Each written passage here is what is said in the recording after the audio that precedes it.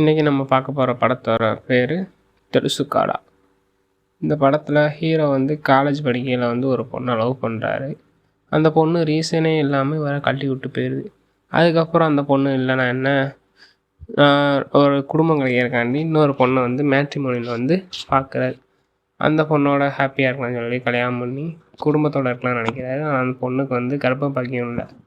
அதனால ஹீரோனிக்கு இல்லைன்னு சொல்லிட்டு ஹீரோனி வந்து செயற்கை இது மூலிமா இதுன்னு சொல்லி ஹீரோனி சொல்ல, அதை கேட்ட ஹீரோ எனக்கு ஓகே தான் சொல்ல போய் ஹீரோனும் அவங்களும் டாக்டரை போய் பார்த்தா டாக்டர் வந்து இவங்களோட எக்ஸு.